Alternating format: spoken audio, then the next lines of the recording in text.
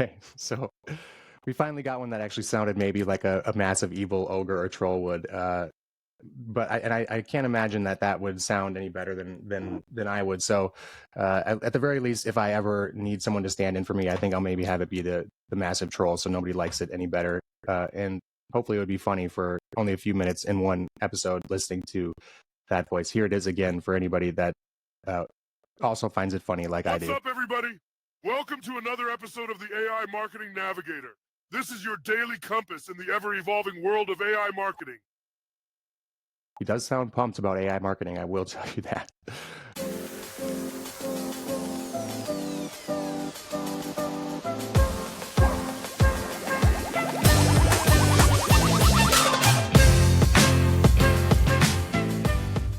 What is up, everybody? Welcome to another episode of the AI Marketing Navigator. This is your daily compass in the ever-evolving world of AI marketing. Okay, Navigators, back today with another Daily Digest episode for you. Lots of news in the last couple of days in the AI world, of course. Nothing new there. But I've plucked out a few interesting stories with the help of the Rundown.ai newsletter, as usual, that I think are worth highlighting for digital marketers out there, especially.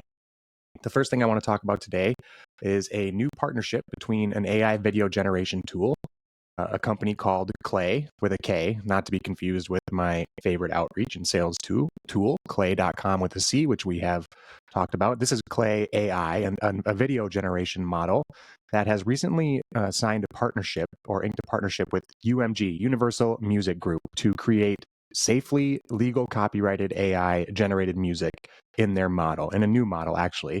And this sounds much like the partnership between Lionsgate and Runway in the AI video space. So it's another sign of the big players on the corporate side of the artists and the arts hopping on board with Gen AI where they can. And it's a good thing to see it being done legally and respecting artist copyrights, and that's obviously a huge issue in Hollywood and with AI implementation there and all that. And I think it's another positive signal for, at the very least, pro AI or AI optimists in the creative space, that Hollywood is not so much Hollywood, but the corporate side of the arts and creators like Universal Music Group are embracing AI and continue to do so.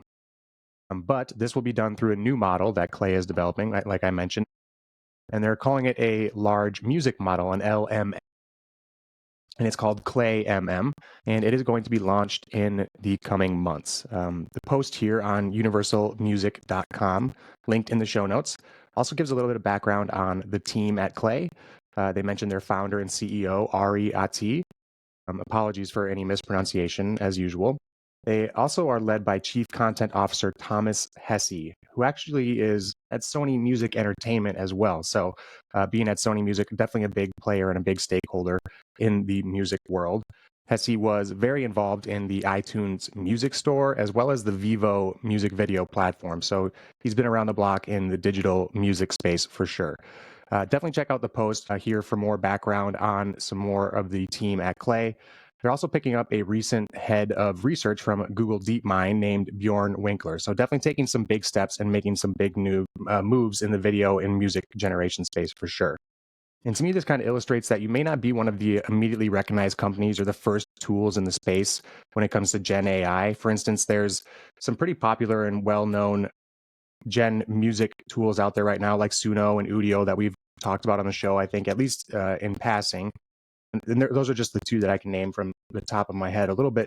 And they're a little bit more well-known specifically for music generation, but they're all coming up against a lot of legal barriers and copyright issues and lawsuits. And I had never heard of Klay AI. And they are actually now the ones who have been able to iron out a deal with the corporate powers that be in the music industry. And it's likely going to cement them as the leader in the near future for AI generated music as the legal rulings continue to come down on the copyrights for these Gen AI models. Okay, next up is the latest news coming out of Google's I/O 2024 event, and it's about agentic AI. So you know I'm going to get hyped on it. It's their new agentic AI project, called Project Astra. And in short, Project Astra is meant to be Google's AI assistant on device for users day to day, particularly on smartphones, It is being built using the advanced Gemini models and has a bunch of capabilities that obviously make it incredibly powerful for use on devices and as an assistant. It has multimodal processing, so it can understand and respond to text and images, visuals, so video as well. All of these inputs, as well as auditory input too. So the AI that is empowering the project is going to be Gemini's most advanced model, and it will likely have some reasoning capability baked in as well. So it have very, very high contextual understanding about its user, about the data on the device. But even more interestingly, is that it's going to have very high spatial awareness and spatial processing capabilities, which are going to allow it to be able to literally understand the world around it and understand the environment around it. And it's going to be able to understand what's going on around it. So you combine that with this multimodal input processing, and you have an incredibly powerful AI assistant in your pocket, which we've talked about before in the case of like Apple Intelligence. And I may have just picked the worst time to switch over to Apple, doing it in the last year or so, because reading and learning about Project Astra is kind of making me wish I was still over in the Android world. So far, it's sounding a lot more powerful than the Apple Intelligence features, and it certainly looks a lot more powerful than the early Apple Intelligence features that are starting to be rolled out in some software updates. Again, according to the rundown, these Apple updates or these early Apple Intelligence features are largely just productivity enhancing features. So writing and QA and proofreading and grammar suggestions, all those things. There are some improvements to search and Siri apparently, but it's certainly not the level or the full level of the functionality that they've led us to expect from the new Apple Intelligence systems. And some of the other key features of Astra, they just sound insane. We talked about obviously the high level cutting edge capabilities that it's going to have, but like spatial awareness and the visual processing, but it's also going to have the ability to identify individual objects and landmarks, even interpret code on a computer screen. So things as detailed and complex as code on a screen or words on a piece of paper, it's also going to be able to pick up on that. What is also very interesting is that, yes, even though it was initially designed for use on smartphones, Astra has also shown potential use cases for other devices like wearable devices like smart glasses, which is another tool that since the advent of AI is definitely back on top of everybody's minds. We did an episode about Meta's Orion smart glasses and the Snap spectacles.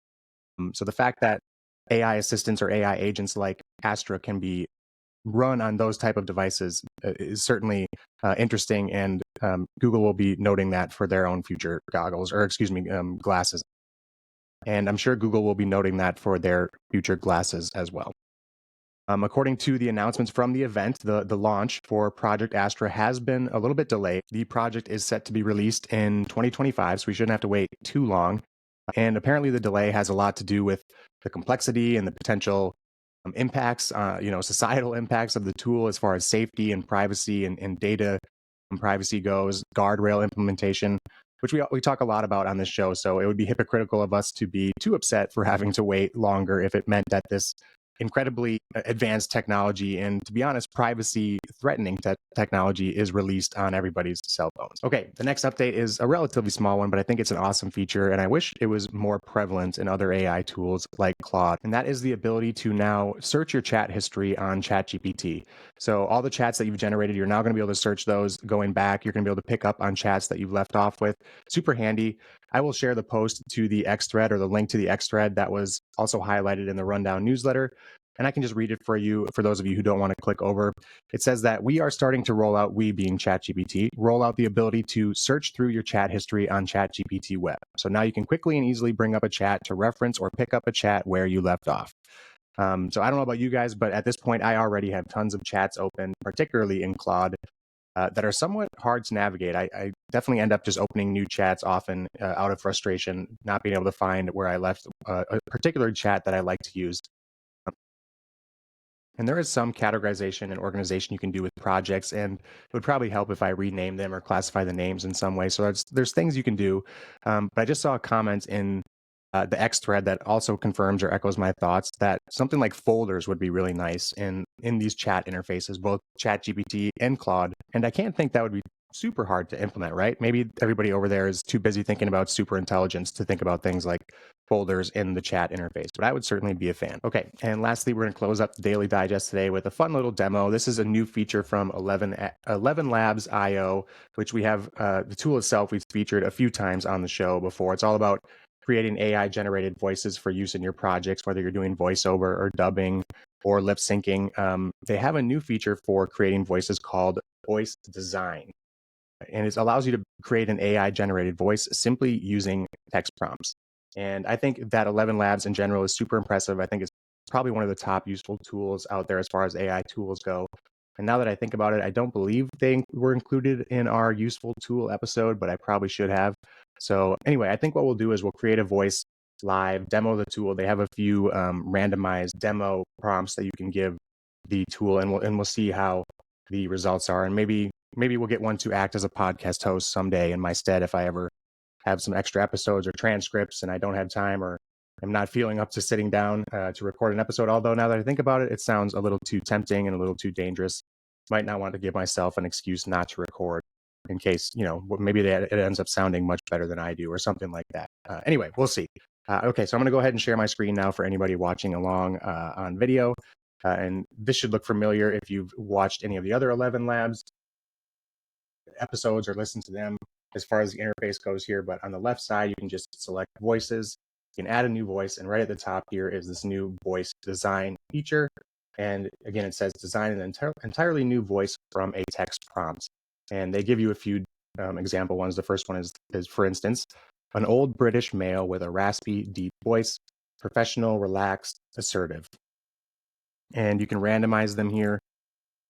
Oh, this next one, for instance, is a massive evil ogre, a troll. So let's just do that one for fun. Let's see what a troll would sound like, maybe reading the intro to our show or something like that. So let me just grab the typical intro and we'll see what that sounds like. And it's going to take a couple seconds to generate, so just hang on and we'll skip ahead for those of you listening. One moment. What's up, everybody? Welcome to another episode of the AI Marketing Navigator. This is your daily compass in the ever-evolving world of AI marketing. Okay, well, to be honest, I don't know that specifically sounds like an evil ogre or a troll.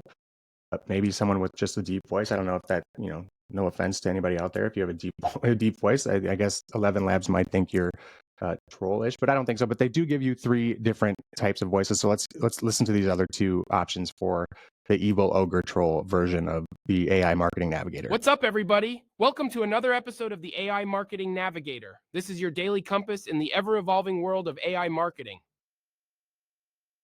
All right. To be honest, I'm a little surprised and disappointed at 11 Labs so far, especially considering this is one of their randomized prompts that they gave us to generate. So let's try this last one and see if we can get a little closer here to the prompt. What's up, everybody? Welcome to another episode of the AI Marketing Navigator. This is your daily compass in the ever-evolving world of AI marketing. Okay, so we finally got one that actually sounded maybe like a massive evil ogre or troll would. But I can't imagine that would sound any better than I would. So at the very least, if I ever need someone to stand in for me, I think I'll maybe have it be the massive troll, so nobody likes it any better. And hopefully it would be funny for only a few minutes in one episode listening to that voice. Here it is again for anybody that also finds it funny like I do. What's up, everybody? Welcome to another episode of the AI Marketing Navigator. This is your daily compass in the ever-evolving world of AI marketing. He does sound pumped about AI marketing, I will tell you that. Okay, that should do it for today's episode, everybody. If you enjoyed the show or found it useful in any way, please do me a favor and follow on Spotify or subscribe on your podcast platform of choice. A review on top of that would be even more appreciated. It is by far the most helpful thing you can do for the show. So until next time, and as always, thanks for joining me, and remember to stay curious, stay consistent, and keep navigating forward. Bye.